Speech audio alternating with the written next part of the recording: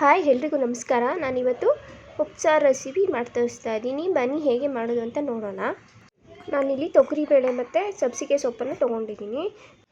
Cooker ತೊಗೊಂಡು ಕುಕ್ಕರಲ್ಲಿ ಬೇಳೆ ಹಾಕಿ ನೀಟಾಗಿ ತೊಳ್ಕೊತಾ ಇದ್ದೀನಿ. ಬೇಳೆ ತೊಳ್ಕೊಂಡಾದ್ಮೇಲೆ ಸೊಪ್ಪನ್ನು ನೀರಲ್ಲಿ ನೆನೆ ಹಾಕಿದ್ನಲ್ವಾ, ಅದನ್ನು ನಾನು ತೊಳೆದ್ಬಿಟ್ಟು ಆ ಕುಕ್ಕರ್ಗೆ ಹಾಕ್ತಾಯಿದ್ದೀನಿ. ಸೊಪ್ಪನ್ನು ಹಾಕ್ತಾಯಿದ್ದೀನಿ. ಸೊಪ್ಪು ಆಗಿದ್ದಾದಮೇಲೆ ನಾನು ಉಪ್ಪು ರುಚಿಗೆ ತಕ್ಕಷ್ಟು ಉಪ್ಪನ್ನು ಹಾಕಿ ಮುಚ್ತಾ ಇದ್ದೀನಿ. ಮುಚ್ಚಿ ಒಂದು ವಿಸಲ್ ಕೂಗಿಸಿದ್ರೆ ಸಾಕು, ಬೇಳೆ ಬೇಯುತ್ತೆ ಬೇಗ. ಒಂದು ವಿಸಲ್ ಕೂಗಿಸ್ಕೊತಾ ಇದ್ದೀನಿ. ನಾನಿಲ್ಲಿ ಮಸಾಲೆ ರುಬ್ಬಿಕ್ಕೆ 5 ಮೆಣಸಿನ್ಕಾಯಿ, 5 ಎಸಳು ಬೆಳ್ಳುಳ್ಳಿ, ಸ್ವಲ್ಪ ಜೀರಿಗೆ, 3 ಕಾಳು ಮೆಣಸು, ಸ್ವಲ್ಪ ಹುಣಸೆಹಣ್ಣು, ಜೊತೆಗೆ ನಾನು ಕುಕ್ಕರಲ್ಲಿ ವಿಸಲಲ್ಲಿ ಕೂಗಿಸ್ಕೊಂಡಿದ್ನಲ್ಲ ಬೇಳೆ ಮತ್ತು ಸೊಪ್ಪು, ಅದನ್ನು ತೊಗೊಂಡು ಎತ್ತಿಟ್ಕೊಂಡಿದ್ದೀನಿ. ಈಗ ಮಸಾಲೆನ ರುಬ್ಕೊಳ್ಳೋಕ್ಕೆ ಸ್ವಲ್ಪ ಹುರ್ಕೋತಾ ಇದ್ದೀನಿ, ಫ್ರೈ ಮಾಡ್ಕೊತಾ ಇದ್ದೀನಿ. ಇದಕ್ಕೆ ನಾನು ಒಂದು ಬಾಣಲೆ ತೊಗೊಂಡು ಅದಕ್ಕೆ ಮೆಣಸಿನ್ಕಾಯಿ ಎಲ್ಲ ಹಾಕ್ತಾಯಿದ್ದೀನಿ. ಮೆಣಸಿನ್ಕಾಯಿ ಸ್ವಲ್ಪ ಹುರ್ಕೋತಾ ಇದ್ದೀನಿ. ಹುರ್ಕೊಂಡಾದ್ಮೇಲೆ ಜೀರಿಗೆ ಹಾಕ್ಕೋತಾ ಇದ್ದೀನಿ. ಜೀರಿಗೆ ಮತ್ತು ಮೆಣಸು ಅದು ಸ್ವಲ್ಪ ಘಮ ಬರೋ ತನಕ ಹುರ್ಕೋತಾ ಇದ್ದೀನಿ. ಮೆಣಸಿನ್ಕಾಯಿ ಜೊತೆಲೇ ಹುರ್ಕೋತಾ ಇದ್ದೀನಿ.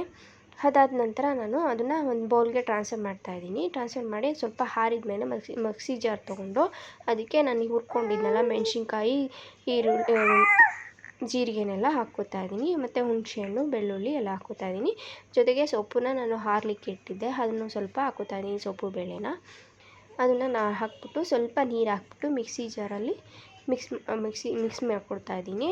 ಹಾಗೆ ರುಬ್ಕೊಂಡಾದ್ಮೇಲೆ ನಾನು ಅದನ್ನು ನೀರು ಸಪ್ರೇಟ್ ಮಾಡಿದ್ನಲ್ವ, ಆ ನೀರನ್ನ ನಾನು ಹಾಕ್ತಾಯಿದ್ದೀನಿ. ನೀರು ಹಾಕ್ಬಿಟ್ಟು ಒಂದು ಬೌಲ್ಗೆ ಮಿಕ್ಸ್ ಮಾಡಿದರೆ ನಮಗೆ ಕನ್ಸಿಸ್ಟೆನ್ಸಿ ಎಷ್ಟು ಸಾಂಬಾರು ಟೇಸ್ಟ್ ಇದೆಯೋ ಅದನ್ನ ಹಾಕ್ಕೊಂಡು ಸಾಂಬಾರು ರೆಡಿಯಾಗುತ್ತೆ. ಜೊತೆಗೆ ಸೊಪ್ಪನ್ನ ನಾನು ಸಪ್ರೇಟ್ ಇಟ್ಟಿದ್ನಲ್ವ, ಅದನ್ನ ನಾನು ಸ್ವಲ್ಪ ಒಗ್ಗರಣೆ ಕೊಟ್ಕೊತಾ ಇದ್ದೀನಿ.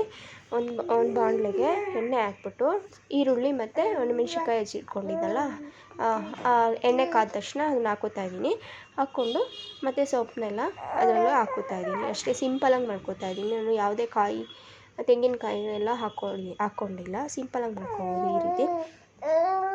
ಅದಾದ ನಂತರ ಪಲ್ಯ ರೆಡಿಯಾಗುತ್ತೆ. ನಾನು ಈ ರೀತಿ ಮಾಡ್ಕೊಳ್ತಾಯಿದ್ದೀನಿ. ಈ ವಿಡಿಯೋ ನೋಡಿದ್ದಕ್ಕೆ ಎಲ್ರಿಗೂ ಧನ್ಯವಾದಗಳು. ಇಷ್ಟ ಆದರೆ ಲೈಕ್ ಮಾಡಿ, ಶೇರ್ ಮಾಡಿ. ಥ್ಯಾಂಕ್ ಯು, ಧನ್ಯವಾದಗಳು.